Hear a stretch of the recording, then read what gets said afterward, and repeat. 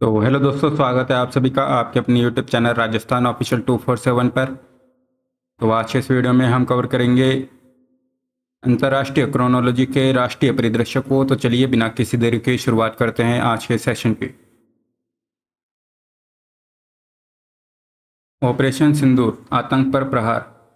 तो जम्मू कश्मीर के पहलगांव में पर्यटकों पर 22 अप्रैल 2025 को हुए आतंकी हमले में 25 पर्यटक और एक स्थानीय युवक की हत्या कर दी गई, जिसके जवाब में भारत ने पाकिस्तान के साथ में हुए 1960 के सिंधु जल संधि को स्थगित कर दिया।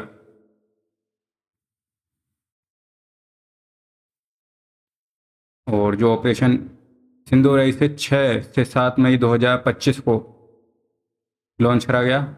तो 6 से 7 मई 2025 को ऑपरेशन सिंदूर लॉन्च हुआ, जिसमें भारत ने पाकिस्तान के 9 आतंकवादी ठिकानों को निस्तो नाबूद कर दिया। जवाबी कार्रवाई में पाकिस्तान ने ऑपरेशन बुनियान अल मरसूस लॉन्च करा, जिसका अर्थ है शीशे जैसी मजबूत दीवार।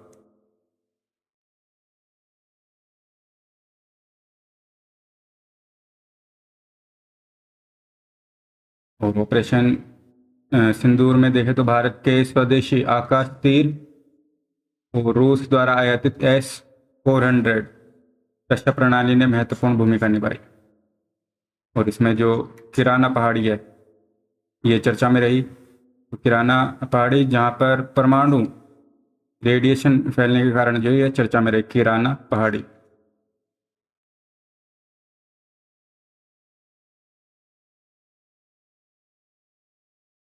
देखें जातीय जनगणना 2025 केंद्रीय मंत्रिमंडल का फैसला। तो प्रधानमंत्री नरेंद्र मोदी की अध्यक्षता में राजनीतिक मामलों की कैबिनेट कमेटी ने 30 अप्रैल 2025 को राष्ट्रीय जनगणना में जातिगत जनगणना को शामिल करने का ऐतिहासिक फैसला लिया।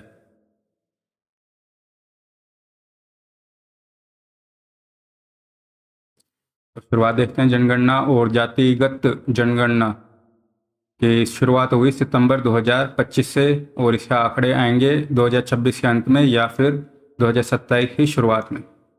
यह जो जनगणना होगी है डिजिटल होगी। तो यह जो है भारत की पहली पूर्ण डिजिटल जनगणना होगी, जिसमें इलेक्ट्रॉनिक उपकरणों का उपयोग करा जाएगा। ऐतिहासिक संदर्भ देखते हैं जाति संबंधी आंकड़े। तो अंतिम विस्तृत जाति जनगणना हुई थी 1931 में। तो ब्रिटिश काल में 1881 से 1931 तक जनगणना की जाति की जानकारी ली गई थी।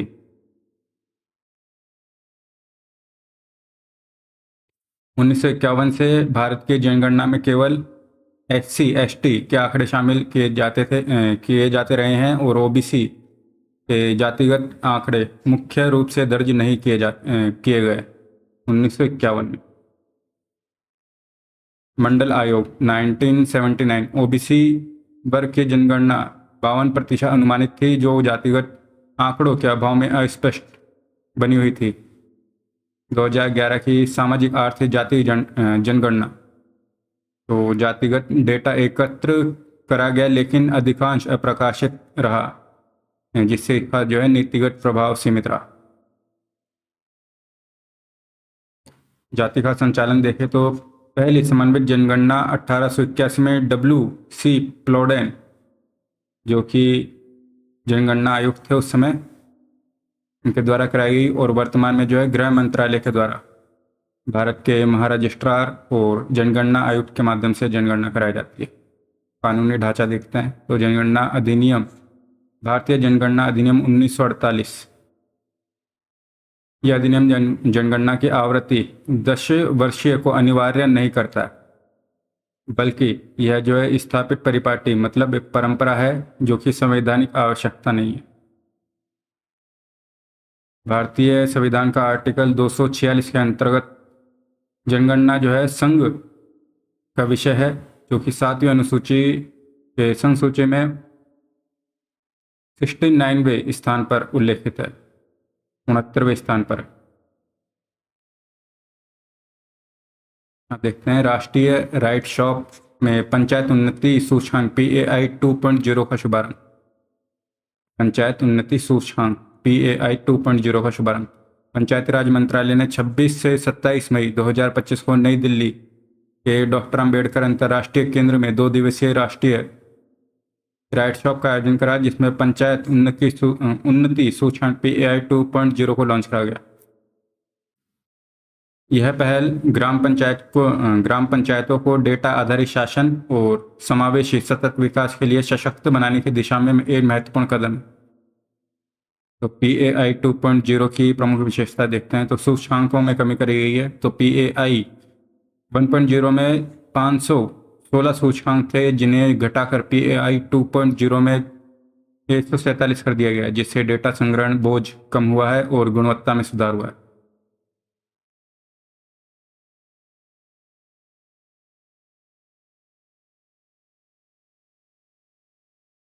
नौ मुख्य विषय। तो यह जो सूचकांक है 9 प्रमुख विषयों के आधार पर पंचायतों के प्रदर्शन का मूल्यांकन करता है, जो सतत विकास लक्ष्यों के अनुरूप है, इसमें शामिल है। तो 9 मुख्य विषय देखते हैं इसके। तो गरीबी मुक्त और आजीविका युक्त पंचायत, स्वस्थ पंचायत, पर्याप्त जल वाली पंचायत, स्वच्छ और हरित पंचायत, आत्मनिर्भर बुनियादी ढांचा पंचायत, सामाजिक रूप से सुरक्षित पंचायत, अच्छे शासन वाली पंचायत, महिला अनुकूल पंचायत, बाल अनुकूल पंचायत। तो श्रेणियां देखते हैं। तो ग्राम पंचायतों को उनके स्कोर के आधार पर 5 श्रेणियों में बांटा गया। तो इसमें है अचीवर, फ्रंट रनर, परफॉर्मर, एक्सपेरेंट और बिगिनर। ये 5 श्रेणियों में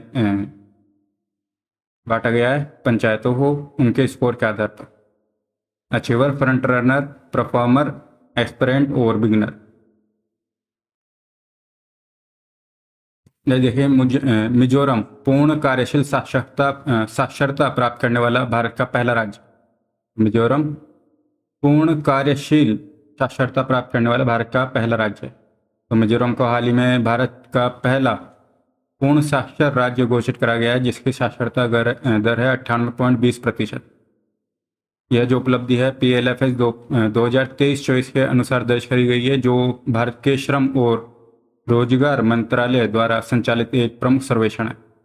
उल्लास पहल। तो मिजोरम ने यह उपलब्धि उल्लास फुल फॉर्म है under standing of life long learning for all in society या नव भारत साक्षर कार्यक्रम के तहत प्राप्त करी है। इस कार्यक्रम का उद्देश्य जीवन भर की शिक्षा को बढ़ावा देना और सार्वभौमिक साक्षरता सुनिश्चित करना।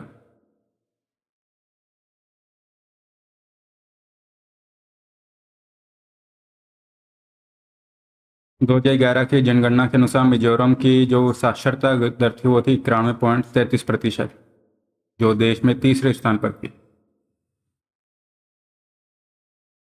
देखिए नीति आयोग की 10वीं गवर्निंग काउंसिल की बैठक। नीति आयोग की 10वीं गवर्निंग काउंसिल की बैठक। तो नीति आयोग की 10वीं गवर्निंग काउंसिल की बैठक 24 मई को नई दिल्ली के भारत मंडपम में प्रधानमंत्री मोदी की अध्यक्षता में आयोजित। तो ये हुई है नई दिल्ली में भारत मंडपम में। विषय था विकसित राज्य से विकसित भारत 2047। विकसित राज्य से विकसित भारत @2047।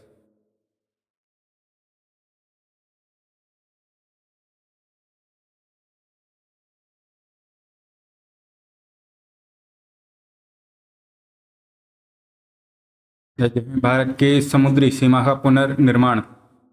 भारत की समुद्री सीमा का पुनर्निर्माण तटरेखा अब है 11,098.81 किलोमीटर की। तो ये मोस्ट है। तो भारत सरकार ने भारत की तटरेखा की लंबाई को संशोधित करके 11,098.81 किलोमीटर घोषित कराया, जो पहले थी 7,516.6 किलोमीटर। इसमें वृद्धि हुई है 47% की। यह वृद्धि भौगोलिक विस्तार के कारण नहीं, बल्कि उन्नत मापन तकनीकों और विस्तृत मानचित्र के कारण हुई है। उन्नत मापन तकनीकों और विस्तृत मानचित्र के कारण।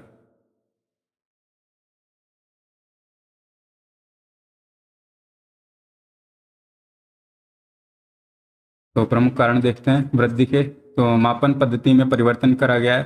तो पहले जहाँ पर मापन 145 स्केल के मानचित्रों का उपयोग होता था, वहीं पर अब 825 स्केल के उच्च high resolution electronic navigation chart और जीआईएस तकनीकों का उपयोग करा गया। जटिल तकनीकीय संरचनाओं का समावेश। तो नए मापन में खाड़ियों, मुहानों, ज्वारीय नदियों और छोटे द्वीपों जैसे जटिल तटीय संरचनाओं को भी शामिल करा गया है, जिन्हें जो है पहले की गणना में शामिल नहीं करा गया था। तो अभी जो है 1298 अब तटीय द्वीप टापुओं और 1059 द्वीप और 239 टापू को शामिल करा गया है, जो पहले की गणना में छूट गए थे।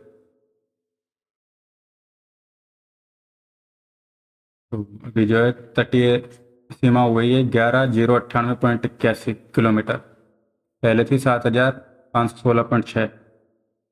तो ये मोस्ट है यहाँ पर। तो तटीय रेखा की नई लंबाई है 11,098.81 किलोमीटर, पहले थी 7,516.6 किलोमीटर। वृद्धि हुई है लगभग 47% की। मुख्य कारण रहा उन्नत मापन तकनीक और विस्तृत मानचित्रण। सबसे लंबी तटीय रेखा है गुजरात की। सबसे अधिक प्रतिशत वृद्धि रही है वेस्ट बंगाल में,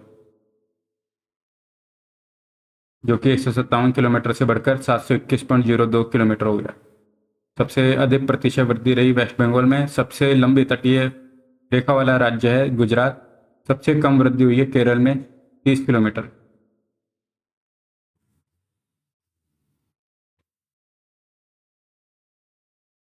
भौगोलिक संदर्भ। तो भारत की जो तटीय रेखा है वो 9 राज्यों से लगती है और 4 केंद्र शासित प्रदेशों से। दोनों राज्यों में है गुजरात, महाराष्ट्र, गोवा, कर्नाटक, केरल, तमिलनाडु, आंध्र प्रदेश, ओडिशा, पश्चिम बंगाल। और 4 केंद्र शासित प्रदेश है दमनदीप, पुदुचेरी, अंडमान निकोबार और लक्षद्वीप।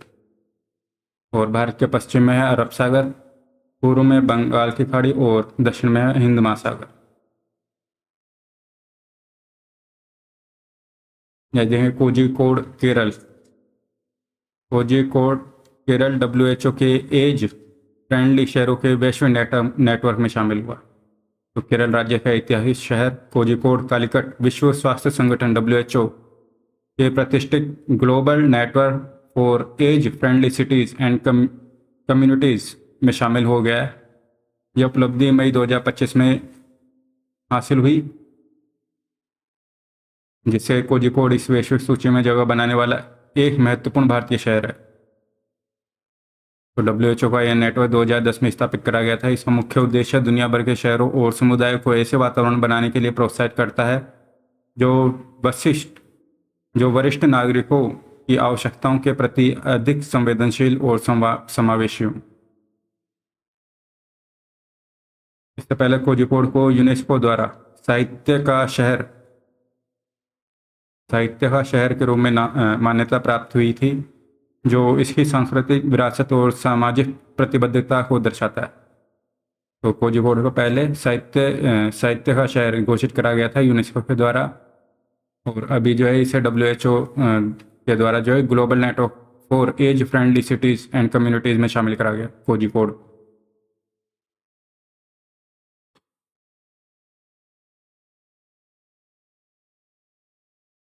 कहते हैं भारत ने दुनिया की सबसे उच्च रिजोल्यूशन मौसम पूर्वानुमान प्रणाली BFS को लॉन्च करा। तो भारत ने दुनिया की सबसे हाई रेजोल्यूशन वाली मौसम पूर्वानुमान प्रणाली BFS को लॉन्च करा। तो भारत ने 26 मई 2025 को दुनिया की सबसे उच्च रिजोल्यूशन वाली मौसम पूर्वानुमान प्रणाली भारत फोरकास्टिंग सिस्टम को लॉन्च कराया। यह प्रणाली भारत के मौसम पूर्वानुमान क्षमताओं में एक महत्वपूर्ण प्रगति है, जो विशेष रूप से छोटे पैमाने की मौसमी घटनाओं की सटीक भविष्यवाणी के लिए डिज़ाइन करी गई है। इसका विकास देखते हैं तो इसे भारतीय उष्ण कटिबंधीय मौसम विज्ञान संस्थान IITM पुणे के द्वारा विकसित करा गया। विशेषताएं देखते हैं इसकी BFS की। तो उच्चतम रिजोल्यूशन, तो BFS 6.6x6 किलोमीटर के ग्रिड पर संचालित होता है, जो वैश्विक स्तर पर सबसे उच्च रिजोल्यूशन है। इससे स्थानीय स्तर पर अधिक सटीक मौसम पूर्वानुमान संभव हो पाता है। इसमें सुपर कंप्यूटर अर्का का भी प्रयोग करा गया, जिसकी प्रोसेसिंग स्पीड है 11.77 पेटाफ्लॉप्स।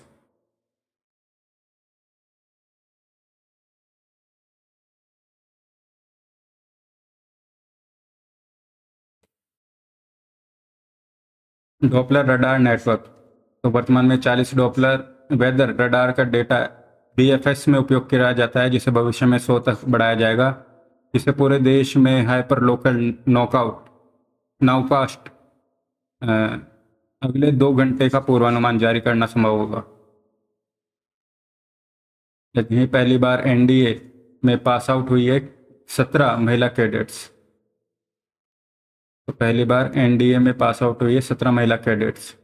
तो 30 मई 2025 को पुणे के खड़ग वासला में नेशनल डिफेंस एकेडमी में 148वीं कोर्स की पासिंग आउट परेड में पहली बार 17 महिला कैडेट्स ने 300 से अधिक पुरुष कैडेट के साथ में परेड में हिस्सा लिया, जो एक ऐतिहासिक घटना थी। यह कैडेट एनडीए की पहली को-एड यानी महिला पुरुष संयुक्त बैच का हिस्सा है। इस महिला कैडेट ने पुरुष कैडेट के साथ में अपनी कठोर सैन्य और शैक्षणिक ट्रेनिंग पूरा करा है।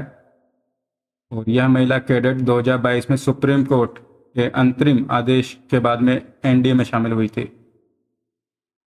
2022 में सुप्रीम कोर्ट के अंतरिम आदेश के बाद में इसे शामिल करा गया था।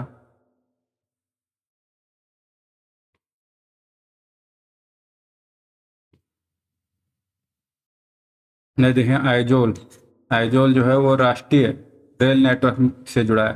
मिजोरम की राजधानी आइजोल को बेरबी सेरांग रेलवे लाइन के माध्यम से राष्ट्रीय रेल नेटवर्क से जोड़ा गया है, जिससे मिजोरम पूर्वोत्तर भारत का चौथा राज्य बन गया जिसकी राजधानी रेल नेटवर्क से जुड़ी है। इससे पहले असम की राजधानी गुवाहाटी और दिसपुर, और त्रिपुरा की अगरतला, और अरुणाचल प्रदेश के ईटानगर या नाहरलागुन, इन्हें भी जो है राष्ट्रीय रेल नेटवर्क से जोड़ा गया था। और अभी जुड़ी है मिजोरम की आइजोल।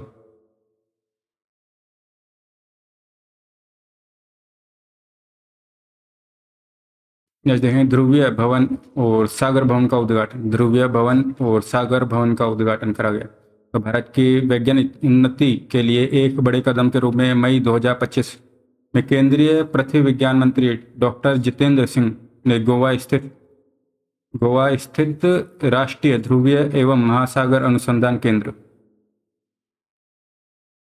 में 2 अत्याधुनिक अनुसंधान सुविधाओं सागर भवन और पोलर भवन का उद्घाटन करा। तो गोवा में राष्ट्रीय ध्रुवीय एवं महासागरीय अनुसंधान केंद्र में सागर भवन और पोलर भवन का उद्घाटन करा है।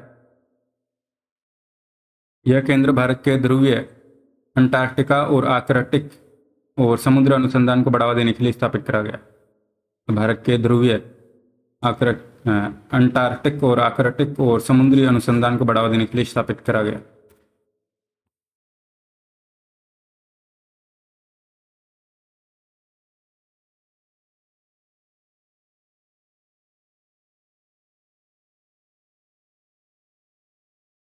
नेक्स्ट देखते हैं। तो टाइम 100 परोपकारियों की सूची में 5 भारतीयों को शामिल करा गया। टाइम 100 परोपकारियों की सूची। तो टाइम मैगजीन ने 2025 की 100 most influential people in philanthropy सूची, तो यह 100 most influential people in philanthropy सूची जारी करी है, जिसमें विश्व भर के 100 प्रभावशाली परोपकारियों को शामिल करा गया है। इस सूची में 5 भारतीयों को स्थान दिया गया है। और इसमें देखें भारत की तरफ से शामिल हुए हैं रिलायंस फाउंडेशन के मुकेश अंबानी और नीता अंबानी। इन्हें जो है शिक्षा, स्वास्थ्य, खेल और ग्रामीण विकास में योगदान के लिए शामिल करा गया है।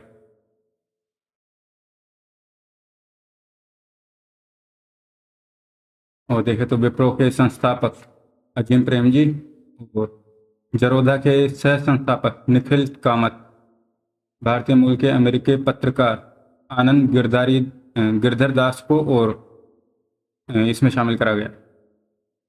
100 ये है 100 परोपकारियों की सूची, 100 most influential people in philanthropy सूची। इसमें शामिल हुए हैं भारत की तरफ से मुकेश अंबानी, नीता अंबानी,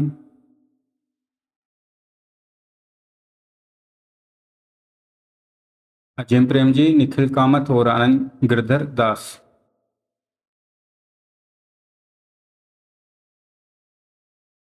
नेक्स्ट देखें तो डब्ल्यू एच ओ ने भारत को ट्रैकोमा उन्मूलन का प्रमाण पत्र दिया है। तो भारत को हाल ही में विश्व स्वास्थ्य संगठन WHO के द्वारा ट्रैकोमा को सार्वजनिक स्वास्थ्य समस्याओं के रूप में समाप्त करने के लिए प्रमाण पत्र प्रदान करा गया है। WHO ने 8 अक्टूबर 2024 को भारत को ट्रैकोमा मुक्त घोषित करा था। 19 मई 2025 को जिनेवा में आयोजित 78वें विश्व स्वास्थ्य सभा में भारत को आधिकारिक प्रमाण पत्र प्रदान करा गया। भारत दक्षिण पूर्व एशिया क्षेत्र में नेपाल और म्यांमार के बाद में तीसरा देश बन गया जिसे यह मान्यता दी गई। तो ट्रैकोमा एक नेत्र रोग है जो क्लैमडिया ट्रैकोमैटिक नामक बैक्टीरिया के कारण होता है। यह मुख्य रूप से संक्रमित व्यक्ति की आंखों और नाक से स्राव के संपर्क में आने से फैलता है और इसकी जो है मक्खियाँ इसका प्रचार प्रसार में भूमिका निभाती है। नेक्स्ट है एशियाई शेरों की 16वीं गणना। तो गुजरात के 16वीं एशियाई शेर गणना 10 से 13 मई 2025 तक 2 चरणों में आयोजित करी गई। गुजरात में 16वीं एशियाई शेर गणना 10 से 13 मई 2025 तक 2 चरणों में आयोजित करी गई। इस गणना में 11 जिलों के 58 तहसीलों में 35,000 स्क्वायर किलोमीटर को कवर करा गया है, जिसमें 3,000 से अधिक स्वयंसेवकों और वन अधिकारियों को ने हिस्सा लिया। डायरेक्ट बीट वेरिफिकेशन पद्धति और हाईटेक उपकरणों जिनमें कैमरा टैप रिकॉर्डर का उपयोग कर सटीक आंकड़े जुटाए गए हैं।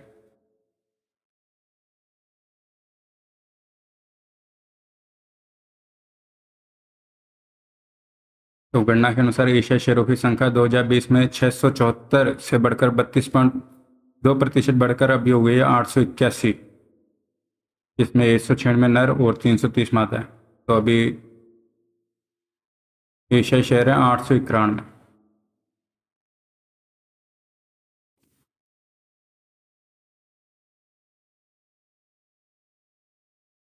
अब देखते हैं नेशनल न्यूज़ इन शॉर्ट्स।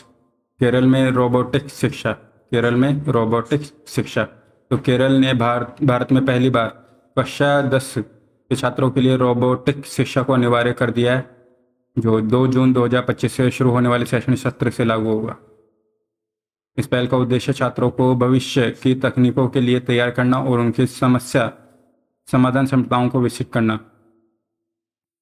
पाठ्यक्रम में समावेश है कक्षा 10 की सूचना और संचार प्रौद्योगिकी पाठ्यक्रम में द वर्ल्ड ऑफ रोबोट्स नामक एक नया अध्याय जोड़ा गया है, जिसमें सर्किट निर्माण, सेंसर, एक्ट्यूएटर का उपयोग और कंप्यूटर प्रोग्रामिंग के माध्यम से इलेक्ट्रॉनिक उपकरणों को नियंत्रित करने जैसे व्यवहारिक गतिविधियां शामिल होंगी।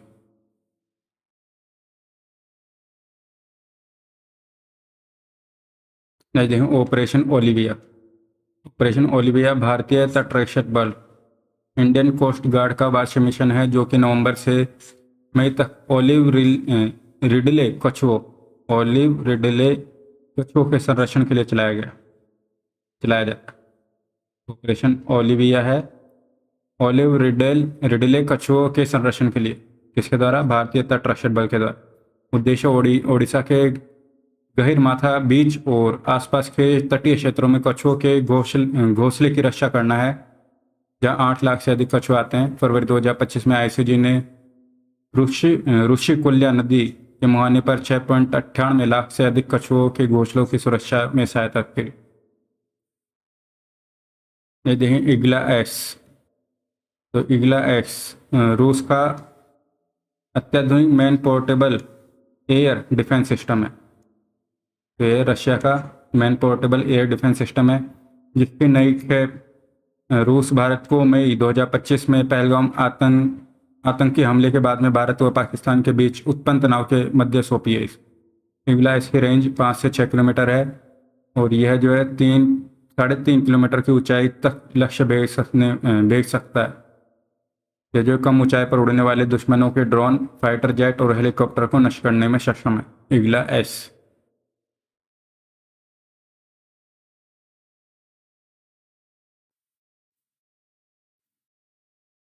ये देखें दिरांग। तो अरुणाचल प्रदेश के दिरांग में पृथ्वी विज्ञान और हिमालय अध्ययन केंद्र ने पूर्वोत्तर भारत का पहला भूतापीय उत्पादन कुआं सफलतापूर्वक खोदा है। यह परियोजना Norwegian geotechnical institute, Icelandic geothermal firm Geotrophy और गुवाहाटी बोरिंग सर्विस के सहयोग से पूरी हुई है। पूर्ण रूप से चालू होने में यह कुआं फल, मेवा, मांस सुखाने, स्थान गर्म करने और नियंत्रित भंडार जैसे पर्यावरण अनुकूल समाधानों को शक्ति देगा।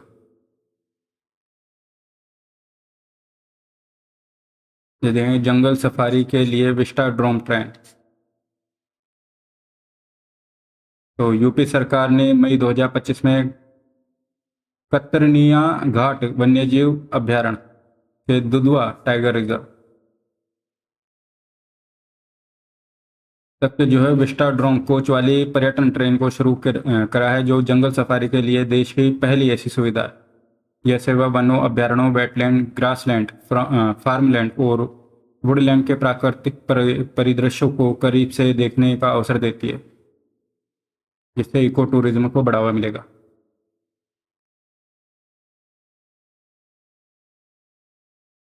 देखें अंकिता। तो भारत की पहली क्षेत्रीय भाषा असमिया में समाचार प्रस्तुत करने वाली एआई आधारित वर्चुअल न्यूज़ एंकर को नाम दिया गया है अंकिता। भारत की पहली क्षेत्रीय भाषा असमिया में समाचार प्रस्तुत करने वाली एआई वर्चुअल न्यूज़ एंकर को नाम दिया गया है अंकिता। और असमिया भाषा की इस एआई आधारित वर्चुअल न्यूज़ एंकर को असम के मुख्यमंत्री हेमंत बिस्वा शर्मा ने 15 मई को लॉन्च करा। यह एंकर असम कैबिनेट बैठकों में मुख्य निर्णयों को असमिया भाषा में सोशल मीडिया के माध्यम से प्रस्तुत करेगी। अब देखते हैं करंट अफेयर्स का मंथली वन लाइनर रिव्यू। तो केंद्रीय रेल मंत्रालय ने पूर्वोत्तर में किन स्टेशनों के बीच नई रेल सेवा शुरू करने को मंजूरी दी है मई में? तो ये अगरतला त्रिपुरा और नारंगी गुवाहाटी असम के बीच में नई रेल सेवा। कर्नाटक और गुजरात के बाद कौन सा राज्य अंतरिक्ष औद्योगिक नीति को मंजूरी देने वाला तीसरा राज्य है? तो यह तमिलनाडु। अंतरिक्ष औद्योगिक नीति को मंजूरी देने वाला तीसरा राज्य तमिलनाडु। किस देश ने भारतीय नागरिकों के लिए 2 नए वीज़ा फ्री ट्रैवल ऑप्शन 14 दिन बाद 30 दिन मई 2025 से शुरू करी? तो यह है फिलीपींस। तो that's all, thanks for watching, do subscribe the channel. मिलते हैं नेक्स्ट वीडियो में।